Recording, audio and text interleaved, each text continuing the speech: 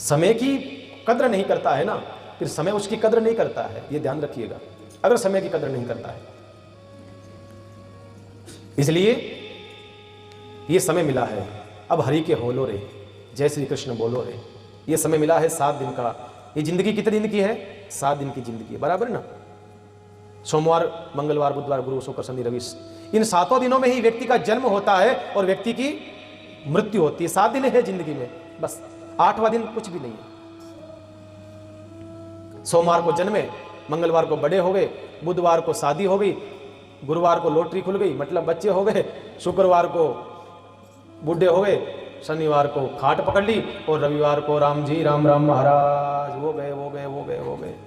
7 ही दिन की हमारे पास में जिंदगी है और प्यारे, इन 7 दिनों में ही हमें अपने जीवन को सार्थक करना है, बस इससे आगे कोई जिंदगी नहीं है। हमें 7 दिन का अवसर मिला है ये। और अब बताइए, 7 दिन के अंदर से भी 3 दिन का चला गया, मालूम चला क्या? 3 दिन का समय चला गया है, अब 4 दिन और बचे हैं।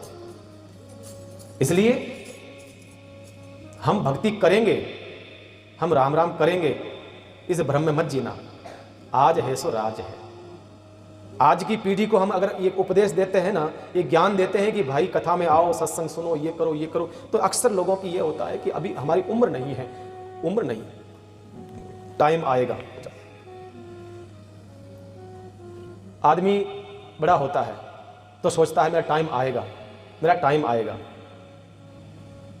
पढ़ाई कर लेता है, शादी हो जाती, फिर सोचता समय आएगा, टाइम आएगा। बुढ़ा हो जाता है, फिर भी सोचता है टाइम है, टाइम आएगा जब, टाइम आएगा जब, टाइम आएगा जब। वृद्ध हो जाता है, अस्पताल में भर्ती कर देते हैं, फिर डॉक्टर कह देता है अब हम बचा नहीं पाएंगे, सॉरी अब बचा नहीं पाएंगे, इनका टाइम आ गया, ले जाओ। अब टाइम आ गया इनका, डॉक्टर कह देता है ना, तब मानते हैं हाँ ये टाइम आ गया। बाकी पहले हम कह रहे हैं भाई भजन करो, टाइम आएगा महाराज तब भजन करेंगे, टाइम आएगा तब भजन करेंगे। अंत में भाई हम कहे ना हमारी बात मान लो, नहीं तो डॉक्टर कहेगा तो उसकी घर वालों को माननी पड़ेगी, उठा करके लेके आएंगे फिर वो। इसलिए समय आएगा। आजकल जो बच्चे हैं ना, युवा बच्चे, वो टी शर्ट पहनते हैं तो लगभग इसमें लिखा हुआ होता है अपना भी टाइम, अपन का भी टाइम आएगा। आजकल फैशन हो गई है, उस पर भी लिखा होता अपना टाइम आएगा। अब इनको पूछो कब आएगा। इसलिए ये 7 दिन जो मिला है ना, यही टाइम है, बस यही टाइम हमारा, और कोई टाइम नहीं है। बस भजन करना ही हमारा यही समय है।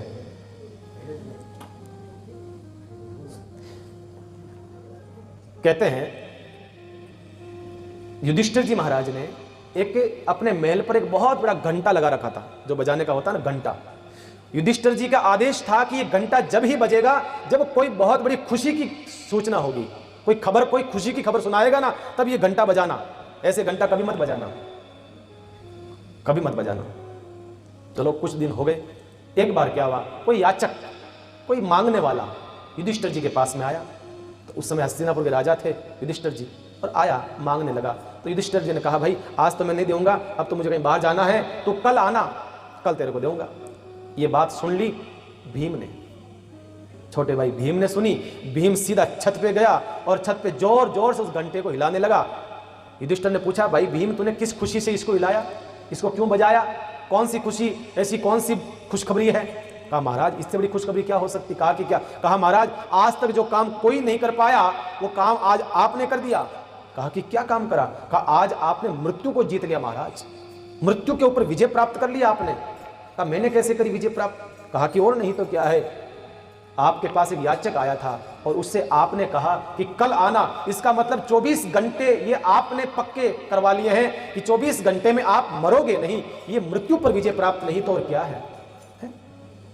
ये कभी मत बोलो मैं कल करूंगा, बस आज ही, अब ही। बाबा इसलिए कहते हैं ना, काल करे सो आज कर, आज करे सो अब, और पल में पल्ले होगी बहुरी करेगो कब। कहने का अभिप्राय बंधु इतना ही है। यही बात मीरा के जीवन में उतरती है, मीरा ने वही करा। संत जो भी आते बड़ा प्रसन्न होती, और संत आए योगी निवृत्तिनाथ जी महाराज, और आकर के निवृत्तिनाथ जी महाराज ने योग की शिक्षा देना शुरू किया मीराबाई जी को। मीराबाई जी से कहा बेटी मीरा बैठो, सामने बिठाया, कहा बेटा योग के 8 अंग होते हैं, अष्टांग कहलाता है। योग के मुख्य रूप से 8 अंग होते हैं। कौन से? यम, नियम, आसन, प्राणायाम, प्रत्याहार, धारणा, ध्यान और समाधि। ये 8 प्रकार के योग हैं। ये 8 जिस दिन सिद्ध हो जाते हैं ना, फिर आप सीधा ब्रह्मरंध्र से प्राण जाते हैं और परमात्मा के अंदर लीन हो जाता है ये जीव। ये धीरे धीरे, सबसे पहले आदमी को प्रयास ये करना चाहिए। योग दर्शन समाधि के द्वारा ही मोक्ष प्राप्ति संभव माना जाता है। व्यक्ति को सबसे पहले चाहिए कि उसका आसन जो बैठता है, उस आसन को वो जीते। मीरा ने आसन, जो भी योग की विधि बताते थे, महात्मा कहते थे कि इस आसन को इतने घंटे तक करो। 1 घंटे तक मीरा 2 घंटे करती, कहती इसको 15 मिनट करो, मीरा आधा घंटा करती। कोई भी ध्यान, कोई भी आसन, कोई भी तरीका वो बताते महाराज, उससे कई गुना ज़्यादा वो मीरा कर देती थी। ऐसी मीरा महाराज उद्गीत सिखाया, मतलब ओमकार की ध्वनि कैसे लगाई जाती है वो तरीका सिखाया। मीराबाई कई समय, घंटों घंटों तक कहते हैं उद्गीत के अंदर समाधि में लग जाती थी मीराबाई। संत कहते हैं कि ऐसी मीराबाई, फिर रेचक, कुंभक और पूरक, ये सब एक ही बार में याद कर लेती है मीराबाई। एक दिन मीराबाई महाराज के पास में आई और कहने लगी, महाराज एक बात कहूँ। कहा कि बोलो। कहा कि मेरे मेरुदंड के पास में कुछ गुदा से ऊपर कुछ हलचल होती है। मेरुदंड कौन सा होता है? जो रीढ़ की हड्डी होती है, जो गुदा द्वार होता है नीचे, उससे थोड़ा सा ऊपर होता है मेरुदंड। मीरा कहने लगी, महाराज वहां मेरुदंड में कुछ मेरे को हलचल होती है। तब योगी ने कहा, बेटा ये शुभ संकेत है, ये बड़े शुभ संकेत हैं तुम्हारे। अगर वहां पर हलचल हो रही है तो बड़ा शुभ संकेत है। कहा कि महाराज कैसे? कहा वो मूलाधार चक्र है। मूलाधार चक्र है जहां से धीरे धीरे धीरे धीरे जो है कुंडलिनी जागृत होती है। कुंडलिनी जागृत जो होती है ना, वहीं से प्रारंभ हो जाती है। अब ध्यान से, जरा ध्यान से करना बेटा, क्योंकि कुंडलिनी जब जागृत होगी तेरी तो धीरे धीरे ऊपर की ओर आएगी। ऐसा कहते हैं जब भगत इसमें योग में जब उतरता है ना, तो नीचे से, सबसे नीचे होता है मूलाधार। 7 चक्र होते हैं शरीर के अंदर महाराज, 7 चक्र होते हैं। सबसे नीचे होता है मूलाधार चक्र, और उस चक्र में सबसे पहले उस जीव के हलचल होना प्रारंभ हो जाती है। क्या कौन सा चक्र बताए वो मीराबाई के माध्यम से हम सुनेंगे। सबसे नीचे होता है मूलाधार, गुदाद्वार होता है ना, रीढ़ की हड्डी से जो अंतिम छोर होता है गुदाद्वार, वहां पर होता है मूलाधार चक्र, सबसे पहला चक्र होता है। ये योग का थोड़ा सा समझ में तो कम आएगा, पर थोड़ा दिमाग लगाना पड़ेगा आपको, है ना। ये 7 चक्र होते हैं शरीर के अंदर, तो नीचे से वो चक्र जो है खुलना प्रारंभ होता है। तो सबसे पहले मीरा से कहा, देख मीरा ध्यान रखना, क्योंकि अब तू धीरे धीरे योग की ओर बढ़ रही है। अब विशेष ध्यान रखना बेटा, ये शुभ संकेत है। और बेटा तेरे को तो 10 दिन के 5 दिन के अंदर ही तेरा मूलाधार चक्र जो है कुंडलिनी जागृत होने लग गई है। मेरे तो कितने साल बीत गए, माथे के बाल काले से धोले हो गए मेरे तो मूलाधार चक्र बहुत विलंब से, मेरी कुंडलिनी जागरण बहुत विलंब से हुई है। बेटी तेरा तो बहुत जल्दी हो गई। मीरा कहती मैं नहीं जानती बाप जी, मैं तो इतना जानती हूँ कि बस मेरे नीचे कुछ हलचल सी होती है। मुझे ऐसा लगता है कि कोई ऐसी चीज है जो मुझे ऊपर उठाना चाहती है, मुझे हवा में उठाना चाहती है। मैं जब योग करती हूँ, मैं जब ओमकार की ध्वनि लगाती हूँ, मुझे ऐसा लगता है कि कुछ चीज है जो मुझे ऊपर हवा की ओर ले जा रही है। कहा बेटा धीरे, चुप बेटा, किसी को बताना मत बेटा। ये शिक्षा, ये दीक्षा, ये ज्ञान बेटा मैंने कई वर्षों से प्राप्त करा है बेटा, तू किसी को बताना मत, चुपचाप साधना करती रहे। एक बात ध्यान रखना, आपकी भक्ति जितनी गुप्त रहेगी ना, उतनी आपकी भक्ति बढ़ेगी। आपकी भक्ति को जितना गुप्त रखोगे ना, उतनी आपकी भक्ति प्रबल होगी। लोग माला फेरते हैं 5, आकर के गिना देते हैं, मैंने वो माला फेरी, मैंने दान देते हैं 5 रुपए का, 10 वर्ष गिना देंगे मैंने वो दान करा। इसलिए प्रयास करो। मीरा से कहा बेटा चुप रहे, किसी को बताना मत बेटा, ये जो है ना ये योग मार्ग है बेटा, इसमें सब होता है। अब ध्यान से योग करना बेटा, कुछ भी हो सकता है। कहा महाराज क्या होता है, ये चक्र कौन से होते हैं? तो उन्होंने कहा देख, सबसे नीचे होता है मूलाधार चक्र। तो इसमें बताया है कि गुदा और लिंग के बीच में मूत्र द्वार और मल द्वार के जो बीच का जो स्थान होता है ना, उसे कहते हैं मूल चक्र। योगियों की वहीं से प्रारंभ होती है और संसारियों की ऊपर से होती है। हमारी सारी 99 लोग होते हैं धरती के ऊपर, कहते हैं कि उनकी जो लगभग एक्टिविटी जो होती है, चेतना वहीं अटकी हुई रहती है नीचे। मूलाधार चक्र में 99% लोगों की जो चेतना होती है वहीं अटकी रहती है, ऊपर नहीं आ सकती, उनकी बिल्कुल नहीं आ सकती। ये भगतमाल कहती है। लेकिन मीराबाई जी की तो वहां से निकलना प्रारंभ कर देती है 10 दिन के अंदर। हमारा काम खाना पीना सोना, बस ये क्या है, ये चेतना है, और ये चेतना हमारी मूलाधार में पड़ी रहती है। अगर खाना पीना सोना ये जब त्याग दोगे, फिर आपकी धीरे धीरे साधना ऊपर की ओर आएगी। फिर आपकी, ये मीरा को सिखा रहे हैं योगी। कहते हैं, देख बेटा, गुदा और लिंग के बीच का जो स्थान होता है वो होता है मूलाधार चक्र, और उसके ऊपर होता है स्वादिष्ठान चक्र। थोड़ा सा ऊपर, उस मूलाधार से थोड़ा सा ऊपर स्वादिष्ठान चक्र है। ये जो लिंग होता है, पुरुष के लिंग रहता है, स्त्री के योनि के ऊपर 4 अंगुल का जो ऊपर का स्थान होता है, वहां पर अधिष्ठान चक्र होता है। मैं 7 चक्रों का वर्णन कर रहा हूं, जरा आप थोड़ा सा ध्यान से समझना। इसमें क्या थोड़ा आदमी अटक जाता है, भटक जाता है। 4 अंगुल ऊपर का स्थान होता है, अधिष्ठान चक्र होता है महाराज। यहां किसी की ऊर्जा ठहरने में ठहरती है, लेकिन वो थोड़ा सा मनोरंजन करना, थोड़ा सा घूमना, मौज मस्ती करना उसको अच्छा लगता है। जिसकी ऊर्जा मूलाधार में, उसको क्या लगता है, खाना पीना सोना और भोग भोगना उसका काम है। थोड़ी सी ऊपर जब उसकी चेतना उठती है तो उसको थोड़ा सा मनोरंजन करना, हंसी मजाक करना उसको अच्छा लगता है। अब आप नोट कर लेना आपकी ऊर्जा कहां अटकी हुई है, यह आपका काम है। 7 चक्र बता रहा हूं मैं आपको। ये दूसरा चक्र होता है अनुष्ठान चक्र है, और तीसरा होता है मणिपुर चक्र कहलाता है, जिसको हम क्या कहते हैं, शुंडी या नाभि, शुंडी कह दो या नाभि कह दो। ये मणिपुर चक्र होता है। ये तीसरा चक्र यहां पर आकर के ठहरता है, और कहते हैं जो बात कोई ठान लेता है मैं ऐसा करके रहूंगा, और वो करता है, उसका चेतना यहां पे अटकी हुई होती है, उसकी चेतना वहां पर। कई लोग होते हैं ना, कहते हैं साहब वो आदमी तो जो को बात केवे ना वो करण दिखावे, किसी का बुरा नहीं, अच्छा किसी का बुरा करने वाला उसको क्या कहेंगे, उसको कोई कहेंगे। तो कहने का मतलब है कि इस मणिपुर के अंदर उसकी तीसरा स्थान होता है, वो तीसरा चक्र होता है जो वहां आकर के ठहर जाता है। ऐसे कई लोग हैं, लेकिन मीराबाई तो धीरे धीरे ऊपर आ चुकी है, बहुत ऊपर आने लगी। और कहते हैं इनको कर्म योगी कहते हैं, कर्म योगी, जो कर्म ठान लेता है उसे कर्म योगी का। फिर कहा अनाहद चक्र। अनाहद चक्र कहां होता है, ये हृदय, हमारा हृदय जो होता है ये अनाहद चक्र स्थित होता है यहाँ पर। कुछ लोग ऐसा करते हैं जिनको स्वर्णिम अक्षरों से नाम लिखा जाएगा। कुछ लोग ऐसा काम कर जाते हैं, जैसे भगत सिंह है, चंद्रशेखर आजाद है, इनकी चेतना यहाँ आई हुई थी, यहाँ हृदय के अंदर भीतर, ये चौथा चक्र है, इनकी चेतना यहाँ आ गई, इसलिए आज उनका नाम अमर है। साधना करते करते, आपकी कार्य प्रणाली को करते करते आप यहाँ पहुंच जाते हो तो।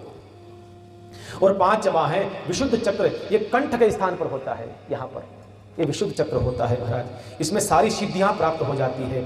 संगीत को जो, जैसे तानसेन है, संगीत का जो 7 सुरों को जानने वाला है, जो बात कह दे वो बात सत्य हो जाती है, वो होता है विशुद्ध चक्र।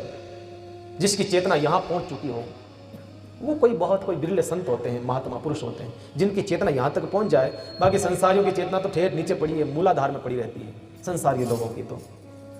और छठा बताया है आज्ञा चक्र। दोनों भुहें, आंखें है ना, ये आंखें, आंखों के बीच में जो एक स्थान होता है ना, वो आज्ञा चक्र कहलाता है आपका। ये छठा स्थान है महाराज। इस चक्र से पीला पिंगला सुषमणा मन मुक्त अवस्था में विचरण करता रहता है।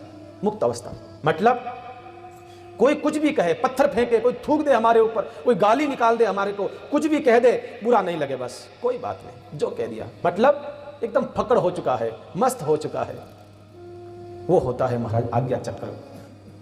और 7वां कौन सा है, सहस्त्रार चक्र होता है, जिसको हम ब्रह्मरंध्र कहते हैं। ये सबसे ऊपर का जो स्थान होता है ना, ये ब्रह्मरंध्र कहलाता है। ये स्थान, ये 7वां चक्र है, ये सबसे ऊपर स्थित है। इस चक्र में न तो कोई ध्यान मंत्र, न बीज मंत्र, यहाँ केवल गुरु का ध्यान होता है। ये 7वां चक्र ऐसा है, सिर्फ और सिर्फ गुरु का ध्यान यहाँ किया जाता है। और यहाँ पहुँचते ही फिर साधक धरती पर टिक नहीं पाता है, फिर यहाँ से सीधा फूट जाता है, यहाँ से सीधा मुक्त हो जाता है, फिर साधना मुक्त होने की स्थिति में हो जाता है। मीरा, इसे ध्यान रखना, तू 7वें चक्र तक मत पहुंचना बेटा। अगर 7वें चक्र में तू पहुंच गई ना, फिर तू तो चली जाएगी, मुक्त हो जाएगी। इसलिए ध्यान रखना, प्राणों को टिकाना है, प्राणों को निकालना नहीं है। ये एक बात और बता दूं मैं आपको, प्राण जब है ना, ये प्राण तो एकदम सूक्ष्म होते हैं, बिल्कुल सूक्ष्म। आत्मा कोई देख सकता है क्या? वैज्ञानिकों ने बहुत खोज करी, बहुत खोज करी, आत्मा का आकार कितना है, आत्मा मरता है आदमी तो किधर से जाती है, कैसे जाती है, हम देखना चाहते हैं।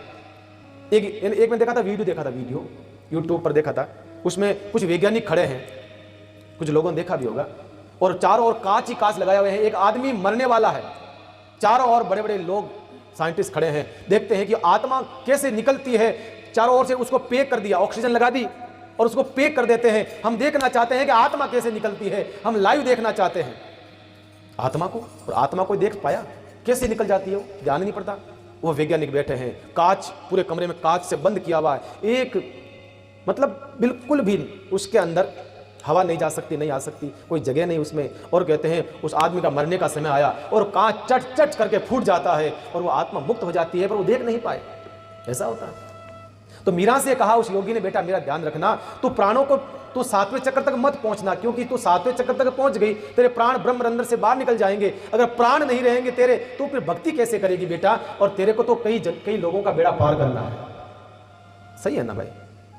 देखो, इस शरीर में प्राण रखने के लिए आपके अंदर बड़े बड़े महापुरुष थे, इस शरीर में प्राण टिकाए रखने के लिए आपके अंदर विकारों का होना जरूरी है। ऐसा कहते हैं, प्राण अगर बिल्कुल आदमी बिल्कुल मुक्त हो जाएगा विकारों से, बिल्कुल संसार की वासना से मुक्त हो जाएगा, किसी प्रकार का उसके अंदर कोई अवगुण नहीं रहेगा, तो वो आत्मा नहीं टिकेगी, फिर वो परमात्मा में जाने के लिए वो लालायित हो जाती है वो आत्मा। इसलिए बड़े बड़े महापुरुष जो होते हैं ना, बड़े बड़े महापुरुष योगी, उनके अंदर एक छोटा मोटा विकार होता था, और वो ज्यादातर क्रोध का विकार होता था। वो क्रोध बहुत करते थे पहले के संत महात्मा, उनको क्रोध आता था, क्योंकि वो कहते थे रामकृष्ण परमहंस का नाम सुना आपने? रामकृष्ण परमहंस कौन थे? उनके शिष्य का नाम क्या था? स्वामी विवेकानंद, बराबर ना? रामकृष्ण परमहंस। और इतने बड़े योगी थे वो योग के मार्ग थे, और वो किसके भगत थे? माँ काली के भगत थे। आप सब जानते हैं, माँ काली के उपासक थे। ऐसा कहते हैं वो माँ काली की ऐसी पूजा करते थे महाराज, उनका ध्यान करते करते उनकी आकृति एक स्त्री के जैसे हो गई थी। उनकी ध्यान करते करते मतलब 24 घंटे माँ काली को, अपनी माँ जो अपनी पत्नी थी उसको भी माँ समझने लग गए हो। हर स्त्री के अंदर, हर पुरुष में, हर बच्चे में माँ काली दिखने लगी उनको, और उनकी जो शरीर की जो स्थिति थी ना, वो स्त्री जैसे होने लग गई। स्तन आदि जो आदि पूरा शरीर जो होता है ना, वो मतलब क्या होता है, 24 घंटे आदमी जिस चिंतन में रहेगा ना, उसका शरीर धीरे धीरे वैसा होने लग जाता है। ये बात ध्यान रखना, आदमी जिस चिंतन में 24 घंटे रहेगा ना, उसके शरीर की आकृति वैसी हो जाती है। और स्वामी रामकृष्ण परमहंस वो इतिहास कहता है, काली के इतने बड़े भगत थे कि उनकी आकृति धीरे स्त्री की होने लगी, और अपनी पत्नी को मां कहते थे, मां का दर्जा देते थे।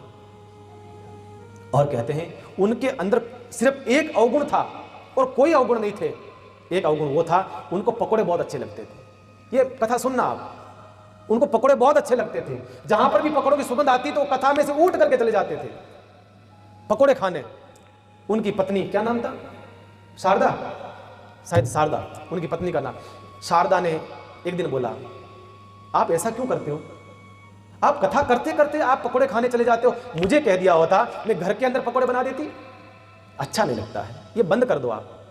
तब रामकृष्ण परमहंस ने कहा, शारदा, मेरे प्राण जो है ना, ये निकलने के लिए आतुर है, बस ये एक अवगुण मेरे अंदर बचा हुआ है ना, इसको रहने दे शारदा। उनका कहना सच था, ये एक अवगुण मेरे शरीर में है ना, उसको रहने दे शारदा। और जिस दिन ये अवगुण छूट जाएगा ना, उस दिन समझना शाम होते होते ये रामकृष्ण परमहंस मुक्त हो जाएगा, ये विदा हो जाएगा, ये मुक्त हो जाएगा। शारदा, इसको रहने दे। शारदा ने कहा, नहीं, अच्छा नहीं लगता, लोग क्या कहते हैं, आप इतने खाने के लालायित होते हैं, ये खाओ। वो भाग गए कथा के अंदर। उसको बुलाया, नरेंद्र को। नरेंद्र कौन? वो स्वामी विवेकानंद। उन्होंने समझाया, बाबा ऐसा क्यों करते हो? कहा, बेटा बस ये एक अवगुण मेरे अंदर है और रहने दे इसको। और एक बात और कहूं शारदा, जिस दिन मेरी इच्छा खत्म हो जाए तो मुझे पूछे, आज आपके लिए पकोड़े बनाऊं। जिस दिन मैं मना कर दूं, समझ लेना बस आज रामकृष्ण परमहंस जाने की तैयारी कर रहा है, आज चला जाएगा। ऐसा मत बोलिए। कुछ दिन हुआ, सर्दी का समय था, एक ऐसा मौसम आया, और उस दिन योग की बात है, माँ शारदा ने पकोड़े बनाए, अच्छे पकोड़े बनाए, सुगंध भी आई, पर आज उठे नहीं रामकृष्ण परमहंस, उठे नहीं। शारदा ने कहा, बेटा विवेकानंद से कहा, बेटा विवेक, जा बुला ला, बाप जी को बुला लाओ, गुरु जी को बुला लाओ। जाकर के विवेक ने कहा, चलिए माई बाप, पकोड़े तैयार है, आपकी सबसे बढ़िया डिश इतनी अच्छी पसंद है ना आपको। कहा बेटा विवेक आज खाने की इच्छा नहीं है। जैसे ही कहा विवेक आया माँ के पास में, माँ लगता है आज हमारे बाप विदा होने की तैयारी है, अब रहेगा नहीं। और कहते हैं शाम होते होते विदा हो जाते हैं सब। बंधुओं ये जीव जब बिल्कुल भी इसके अंदर विकार नहीं रहेगा, बिल्कुल निष्काम हो जाएगा, फिर ये प्राण इतने शुद्ध हो जाते हैं, वो विशुद्ध से मिलने के लिए परमात्मा में सीधा चले जाते हैं। फिर वो प्राण नहीं रह सकते, वो प्राण ठहरता नहीं है। प्राण में विकारों का होना जरूरी है, जब तक प्राण शरीर में टिके हुए तब तक। ये बात कौन कह रहे हैं? ये बात वही कह रहे हैं योगी। मीरा ध्यान रखना है ना, ध्यान से करना। मीरा ने कहा ठीक है महाराज, आज मैं ध्यान से करूंगी। और योग की बात देखिए, आज मीरा ने कमरे में गई है, दरवाजा बंद करा, अंदर से चिटकनी लगा दी और मीरा बैठ गई, आंखें बंद कर ली और ध्वनि करने लगी। धीरे धीरे ध्वनि ऐसी ध्वनि हुई, उसके प्राण तो मूलाधार में आए हुए थे पहले से ही। मूलाधार से सीधे मीरा जी के प्राण धीरे धीरे शरीर मीरा जी का ऊपर उठने लगा। उनकी चेतना स्वादिष्ठान चक्र में आ जाती है और ऊपर शरीर उठता है। मीरा जी की चेतना मणिपुर में आकर के आ जाती है और ऊपर उठती है। मीरा की चेतना अनाहत चक्र, विशुद्ध चक्र, आज्ञा चक्र, सहस्त्र चक्र और कहते हैं मीराबाई धड़ाम से ऊपर जाती है। ऊपर जोर से मीरा का सर टकराता है, राम से मीरा नीचे गिरती है। और जैसे ही मीरा नीचे गिरी और बाहर आवाज आई कि अंदर क्या हुआ। दरवाजा खटखटाया, बाबू सा आए, माँ आई, परिवार वाले आए, मीरा दरवाजा खोल, मीरा दरवाजा खोल जल्दी, मीरा क्या हुआ, मीरा क्या हुआ। मीरा बेहोश हो गई थी। बुलाया नौकरों को, तोड़ दो दरवाजा। दरवाजा तोड़ा गया, अंदर देखा मीरा बेहोश पड़ी है और रोने लगे परिवार, राज परिवार, बाबू साहब, माँ, पिताजी रोने लगे, मेरी मीरा को क्या हो गया, मेरी मीरा को क्या हो गया। गुरुजी को बुलाओ। गुरुजी आए और आकर के कहा, देखा बधाई हो राव दुदा जी, बधाई हो आपको। कहा कि क्या हुआ महाराज, मैं कुछ समझा नहीं, किस बात की बधाई। कहा कि आपकी बेटी की कुंडली जागृत हो गई है। आपकी बेटी की कुंडली जागृत हो गई है। जिनको जन्म लग जाते हैं, पूरी जिंदगी लग जाती है, जिनकी कुंडली को जागृत करने में आपकी बेटी की कुंडली एक दिन में जग गई है। बधाई हो आपको, पर ध्यान रखना ठीक हो जाएगी। कहा महाराज ये सब क्या हो गया। और महाराज ये ऊपर ये पंखे का जो हुक होता है ना, वहां चुनरी अटकी हुई है, वो चुनरी ऊपर कैसे चली गई। कहा शांति से सुनो। कहा कि क्या। कहा जब योगी जब योग करता है ना, उसका शरीर पूरा हवा की तरह एकदम हल्का हो जाता है, धीरे धीरे ऊपर उठता है। कहीं ना कहीं हो सकता है वो सारे चक्रों को छेदन करते हुए मीरा सीधी, ये तो भाग्य अच्छा था आपका, छत थी महाराज, नहीं तो अगर छत नहीं होती तो आपकी मीरा मुक्त हो जाती थी। इससे अच्छी छत थी जो रुक गई मीरा। इसलिए ध्यान रखो, कोई बात नहीं, 2-3 दिन लगेंगे। शरीर में ऐंठन आ गई है, शरीर में थोड़ी तकलीफ हो गई है, तेल की मालिश करो, थोड़ा ध्यान रखो, 2 दिन तक इसका ख्याल रखो, सेवा करो, आपकी मीरा ठीक हो जाएगी। देखिए इतनी जल्दी कुंडली जागृत हो गई बंधु। और हम आप लोग प्रयास करें, कितने वर्ष बीत जाते हैं, क्योंकि मीरा की तो कुंडलिनी वैसे पहले जन्म से जागी हुई थी महाराज। इस प्रकार से मीरा को ये शिक्षा दी। कौन सी? ये योग की शिक्षा है। योग के द्वारा भगवत प्राप्ति कैसे होती है ना, ये योग की शिक्षा है बंधु। हर एक के बस की बात नहीं है, इस चक्कर में पड़ना नहीं। अपना तो भक्ति का मार्ग सबसे बढ़िया है, सबसे सरल है। भक्ति का मार्ग सबसे सरल है। बस ठाकुर जी की पूजा करो, अष्टपहर की पूजा करो, बाकी ये रास्ता बड़ा रशीला है। बस मैं ये बात, ये बड़ी सच बात है कि ये सूखा रास्ता, योग का रास्ता बड़ा सूखा रास्ता है। बस भक्ति का रास्ता है, रशीला है, बड़ा प्यारा है। पर मीरा ने जिद था मीरा का, बस जो भी रास्ते होंगे ना, मैं ठाकुर जी तक पहुंचने के सारे रास्ते मुझे चाहिए। बस